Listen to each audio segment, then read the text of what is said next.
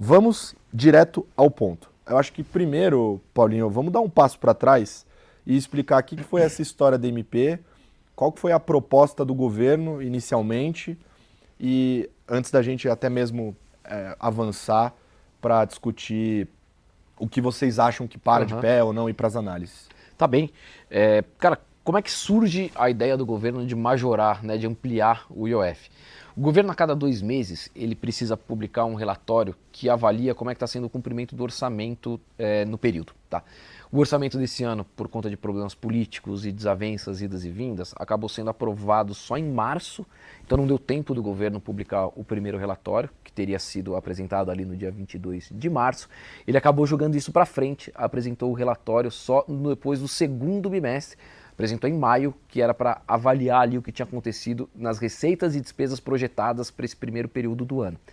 Quando o governo foi olhar para isso, ele viu que parte das receitas que ele imaginava que teria nesse ano não estavam se realizando e que ele precisava de novas fontes de receita para além do contingenciamento que ele fez. O contingenciamento é o governo olhar para o orçamento e falar, pô, eu preciso atingir uma meta de superávit que foi anunciada, aprovada pelo Congresso, não vou chegar lá, então eu preciso deixar de gastar esses recursos. E aí ele deixa de gastar para que continue possível cumprir essa meta. O governo disse, eu vou contingenciar um pouco e além disso eu preciso de receita nova. E aí ele apresentou o decreto que majorou o IOF para uma série de operações. O IOF incide sobre várias operações, o governo olhou ali algumas alíquotas e instituiu algumas delas ali de pronto para dizer, pô, eu preciso desses recursos para continuar sendo possível cumprir a meta desse ano, que é a de entregar um orçamento zerado. Né? A meta desse ano é zero, tem uma banda de 0,25 para cima, 0,25 para baixo, mas o objetivo do governo é entregar esse ano um orçamento zerado e para isso ele precisava de mais dinheiro. E aí ele apresentou o decreto que ampliava o IOF sobre alguns tipos de operação.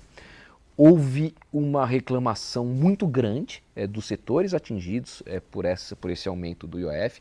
Essa reclamação acabou contagiando também parte do Congresso e no próprio dia o governo voltou atrás em algumas dessas operações, duas delas, na verdade. Né? A principal delas eram os aportes dos fundos nacionais em ativos estrangeiros, não sei a terminologia precisa, mas era essa a ideia, foi isso que o governo revogou no próprio dia. Mas isso foi insuficiente para reduzir a pressão toda que existia dos setores atingidos e que acabou contagiando também o Congresso. A partir dali, cara, a gente viu uma série de discussões acontecendo entre governo, entre Congresso, entre os setores atingidos, com o objetivo de rever outros pontos do decreto. Né? Então tinha uma pressão muito grande ali para você dizer, pô, isso está atrapalhando o funcionamento de mercado. Tinha discussão sobre o risco sacado, que ficou muito em voga, que atrapalhava varejistas e tudo mais. Essa discussão continuou acontecendo e o governo, time econômico, dizendo, ok, a gente pode reconhecer ali que talvez não tenha sido o melhor caminho, mas a gente precisa de mais receita para colocar no lugar, para compensar o que a gente vai voltar atrás. Essa era a ideia do time econômico do governo nas discussões. O Congresso falou, tá bem, a gente topa fazer isso. Começou a cobrar algumas medidas de revisão de gastos e tudo mais, que até começaram a entrar ali junto das análises, quando estava tendo a formulação dessas novas propostas, dizendo, pô, não é legal que o governo só peça a receita, só peça a arrecadação e não olhe para os gastos que podem ser economizados ou que podem ser mais bem direcionados e tudo mais. Vai daqui, vai de lá, acaba que o governo chega a não consenso, porque consenso a gente não tem, é sobre isso que a gente vai falar bastante aqui, mas o governo chega numa proposta ali que acaba sendo discutida em uma reunião no domingo à noite, né, Bárbara? A gente ali, todo mundo acompanhando até o início da madrugada ali, a saída, o ministro Fernando Haddad faz um pronunciamento à saída desse encontro, anunciando ali o que seriam as linhas gerais dessa medida provisória. Então o governo, naquele anúncio, topa rever alguns outros pontos do decreto do IOF, esse do risco sacado, por exemplo, ele topa reduzir 80% do que ele tinha colocado de arrecadação extra na conta, tem algumas modalidades ali em que isso acontecia, mas o cômputo geral deles é de que reduziu 80% da cobrança adicional que haveria dentro disso. Com a condição de apresentar novas fontes de financiamento, novas fontes de recursos para custear os gastos da União. E aí sim a gente entra nessa outra discussão toda que é a da medida provisória. Então você sai da discussão só do IOF e invade uma outra classe toda ali de discussões tributárias a partir da edição da medida provisória que se consuma na semana passada. Os dias ali estão...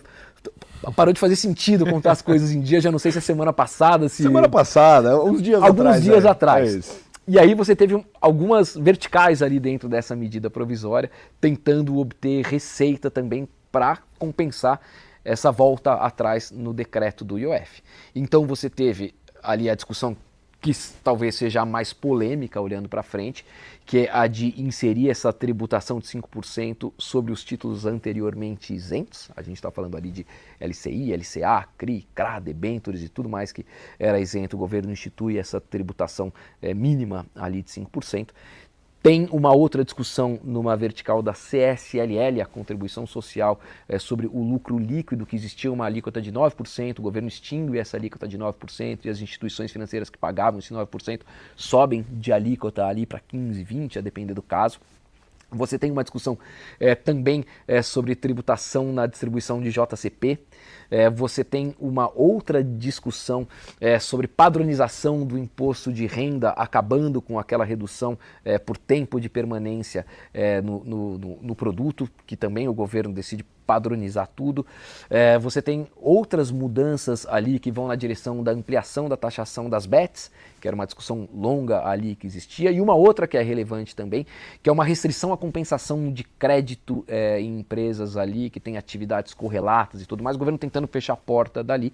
Tudo isso para tentar conseguir receita para fazer frente à redução do aumento do IOF. Alguma parte do IOF continua ali de pé, mas toda essa gama de receita ali é para compensar essa outra parte. A gente até pode discutir mais para frente o que o governo espera obter de cada um e a dificuldade que vai ser para frente, mas grosso modo é isso que está posto. O Congresso ficou satisfeito com esse acordo? Não parece ter ficado 100% satisfeito, né? Primeiro porque parte do IOF continua ali sendo demandada, então o Congresso a partir dali continuou pressionando o governo para que revisse completamente o decreto, que foi isso que a gente teve nessa semana. O Congresso a Câmara dos Deputados, né, deu um passo além ali na pressão para o governo revogar esse decreto, porque há uma prerrogativa ali do parlamento de apresentar um projeto de decreto legislativo que susta os efeitos do que o governo editou como decreto, né? IOF é uma tributação regulatória que pode ser feita por meio de decreto, não precisa de aprovação do Congresso para que ela seja ampliada, mas o Congresso tem, dentro dos mecanismos ali de freios e contrapesos, essa possibilidade de sustar os efeitos desse decreto. A Câmara dos Deputados aprovou a urgência para esse projeto de decreto legislativo. O que é urgência? É uma espécie de um atalho que o projeto pega para poder ser votado mais rapidamente. Então, a partir dali, o presidente da Câmara, né, o deputado Hugo Mota, fica livre para colocar esse PDL, esse projeto que susta os efeitos do decreto, diretamente para ser votado em plenário. Tá?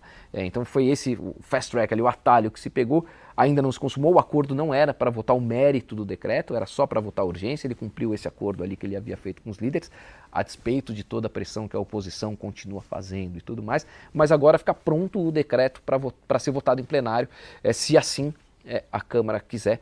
Tem várias discussões ali políticas acontecendo, acho que a Bárbara vai entrar um pouco nessa discussão do clima ali entre governo e Congresso, desconfiança dos deputados e dos senadores com o Ministério da Fazenda. Tem uma série de fatores ali que podem influenciar essa decisão do Hugo de levar esse decreto de fato a ser votado em plenário. Tá? A gente vai ter uma trégua nas próximas semanas, porque tem festividades ali de São João, festa junina, que é um momento em que o Congresso fica um pouco mais vazio. Depois tem um evento relevante do mundo jurídico, que também paralisa ali um pouco das atividades mais fortes do Congresso naquela primeira semana de julho, de forma que o governo ganhou 15 dias ali para tentar fazer essa negociação e evitar que o decreto do IOF caia completamente. Medida provisória tem uma tramitação diferente, né? A medida ela tem vigência a partir do momento em que ela é editada, mas as tributações todas têm um prazo de carência até que elas comecem a ser computadas de fato. Imposto de renda, por exemplo, você tem anualidade, né? Mesmo que a medida provisória seja editada agora e mesmo que ela se transforme em lei, o imposto de renda só pode começar a ser cobrado no ano seguinte à aprovação. Então está posto ali o imposto de renda sobre essas operações, sobre esses ativos então isentos. É uma coisa para pensar para 2026, mas a medida provisória tem um prazo para ser votada. 60 dias prorrogáveis por mais 60. Então a única coisa que poderia acontecer de imediato seria uma decisão do presidente do Congresso, o senador Davi Alcolumbre, de devolver a medida provisória se ele não visse na medida provisória os critérios constitucionais de urgência e relevância para o governo ter editado uma medida provisória, né? Um processo que meio atropela ali o rito legislativo padrão dos projetos de lei, que precisam tramitar, que não tem vigência imediata e tudo mais. A medida provisória é feita quando precisa de alguma coisa urgente. O governo vai lá, edita uma medida provisória, passa a ter valor legal. Se o presidente do Senado disser, opa, não vejo valor, esses requisitos de urgência para isso, ele poderia devolver. Ele poderia dizer, a gente não recebe essa medida provisória, como o presidente Rodrigo Pacheco, né, que antecedeu o Davi Alcolumbre, chegou a fazer com uma das medidas de arrecadação do governo. Ele falou, pô, não topamos fazer essa discussão, ela não atende os requisitos fundamentais ali, está devolvida. Não nos parece ser o caso, Davi não deu sinais até agora de que fará isso, portanto a medida provisória tende a ter esse rito ali de 120 dias de tramitação, um rito um pouco mais alongado, se constitui uma comissão mista com deputados, com senadores, essa comissão elabora um parecer, esse parecer é votado pela comissão, depois o projeto segue para o plenário da Câmara, o plenário do Senado, se tiver mudança, volta para o plenário da Câmara, de maneira que a gente vai ter uma tramitação um pouco mais alongada, com perspectiva de pegar tração de verdade a partir do segundo semestre, ali depois da virada do recesso parlamentar. E ali tem uma série de críticas às medidas que foram apresentadas, né, principalmente em relação aos produtos isentos, né, eles continuam incentivados, com um imposto de renda menor do que o do restante dos ativos, mas ele mexe com um setor que tem bastante importância dentro do Congresso, que é o setor agro, né, o setor de infraestrutura também, e por isso eles têm sofrido ali uma crítica bem relevante, mas acho que é uma coisa que vai ganhar tração ali, a discussão sobre a medida provisória um pouco mais para frente, perto do segundo semestre. A gente vai falar sobre isso para frente também, isso se choca um pouquinho ali com a discussão da reforma do imposto de renda, né, que tinha ali a chance, né, de ser a principal discussão que o governo ia ter junto ao Congresso nesse ano. Então, dividir um pouquinho o protagonismo, está trazendo resultados, trazendo desdobramentos ali dentro da discussão do Congresso, mas é toda a discussão que a gente vai ver acontecendo para frente. Fiz esse preâmbulo, você antes da gente começar pediu para eu fazer respostas longas. Foi ótimo. Exagerei um pouco ali na dose, não, foi perfeito. mas é um pouco isso do estado da arte do que a gente está vendo até aqui.